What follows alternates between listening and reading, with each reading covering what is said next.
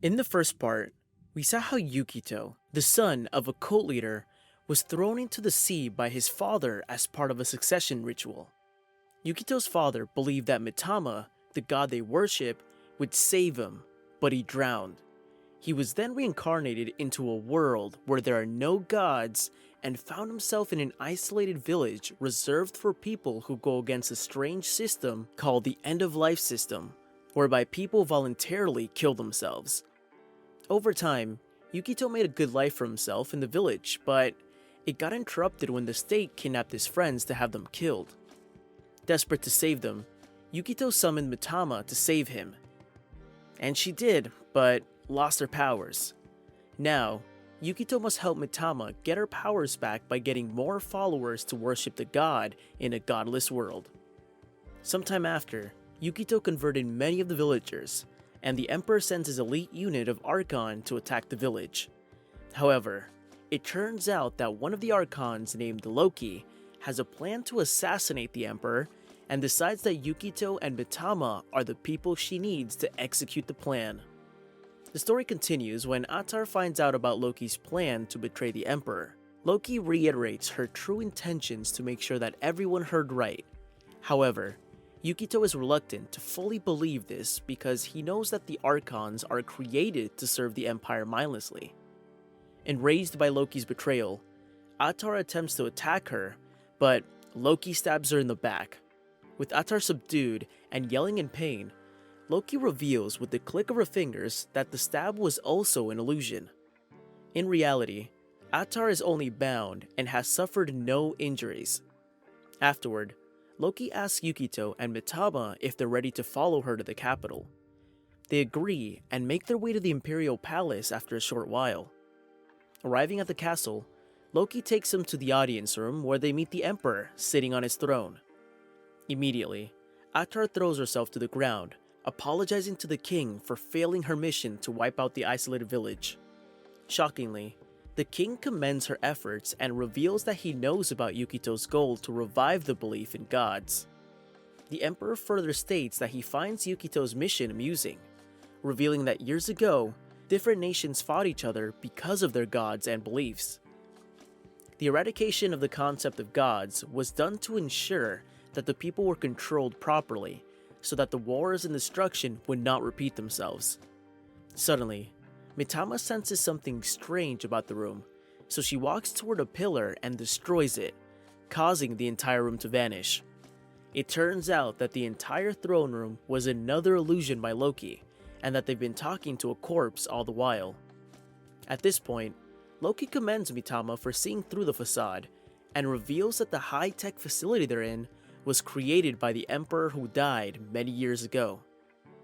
Yukito suddenly realizes that he isn't in another world, but is actually still on Earth, but many years in the future. Mitama confirms this by telling him that she didn't reincarnate him, but sent him thousands of years into the future because with his dying breath, he wished to be reborn in a world without gods.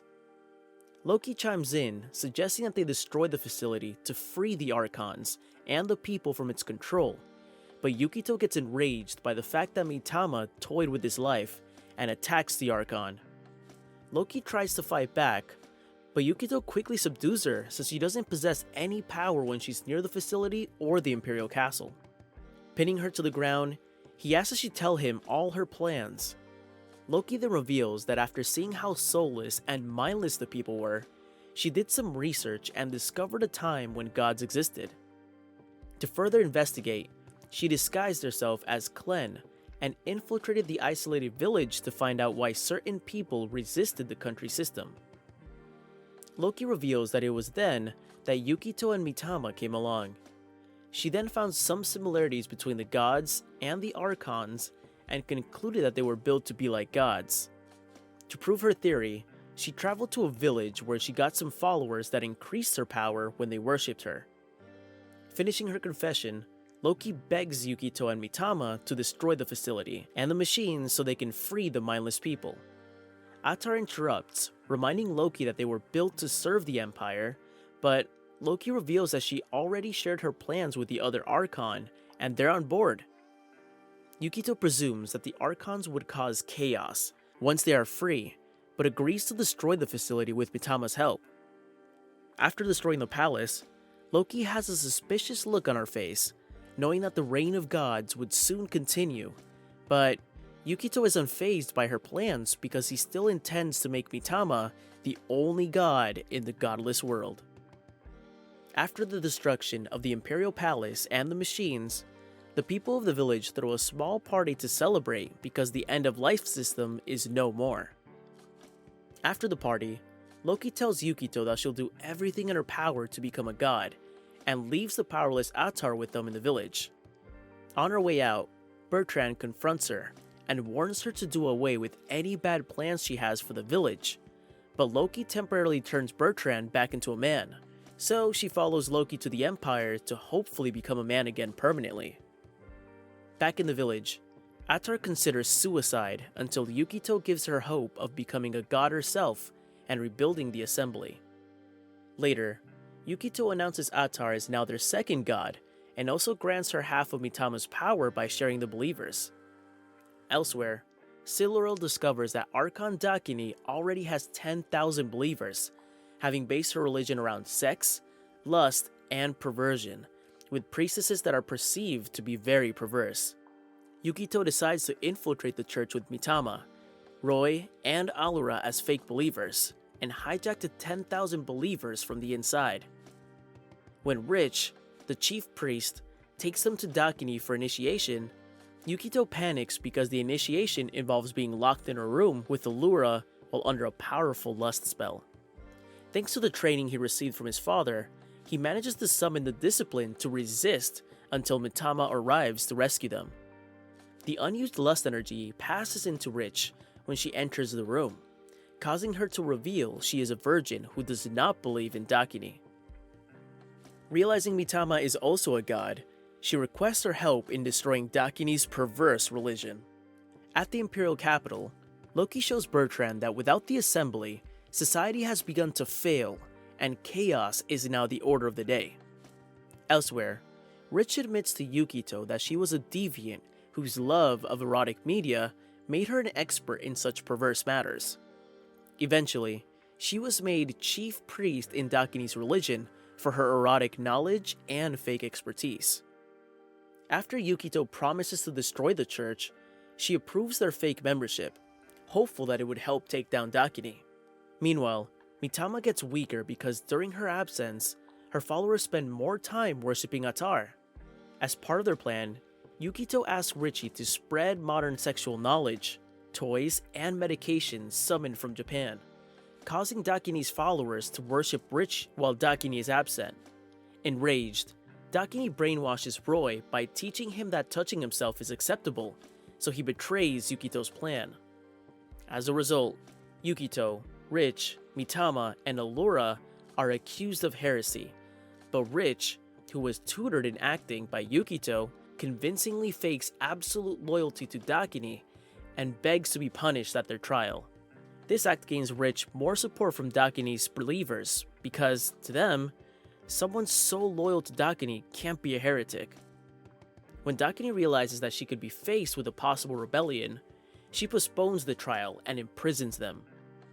To affirm his loyalty to Dakini, Roy abandons them so Yukito begins planning their escape, but their cell is unexpectedly visited by Dakini's inhumanly strong, most loyal bodyguards, the Purgers. Dakini recalls a time that the Assembly created her power to restrict human love so they could ensure population control by artificially growing babies. After thousands of years, humans became incapable of love and also became infertile. Dakini quietly rebelled against the Assembly by creating explicit entertainment and reawakening love in some of the humans, especially a deviant named Toka. However, Toka was murdered when she became pregnant, so Dakini swore to make humans love again at any cost. Meanwhile, Yukito and the others are rescued from the Purgers by Atar and Siluriel. Atar now has over 6,000 of Mitama's believers worshipping her, so she believes she now has the power to defeat Dakini, who is already awakened. Unfortunately, Dakini reveals even after Rich stole some of her believers, she still has over 14,000 followers left, which means that Atar is still no match for her. In another twist, Rich is revealed to be Toka's daughter. To ensure her church isn't taken down, Dakini infects Atar, Allura, and Silril with uncontrollable lust, which causes them to harass Yukito. Thankfully, Mitama rescues them after barring Rich's 1500 believers and manages to defeat Dakini easily, despite having fewer believers because she's a real god and not a fake like the Archon. Afterward, Dakini tries to escape but is caught by Roy, who Yukito convinced to betray Dakini by promising that he would make Mitama lust for him. Finally defeated, Dakini breaks down in tears as Rich's resemblance to Toka makes her realize that she destroyed human love and not assembly. Realizing her mistakes, she begs for Toka's forgiveness. That brings us to the end of today's recap on Kamikatsu, working for God in a godless world. I hope you enjoyed this recap as much as I did. Please hit the thumbs up button, subscribe, and kindly comment below if you'd like to see the next part. Bye and thanks for watching. See you next time.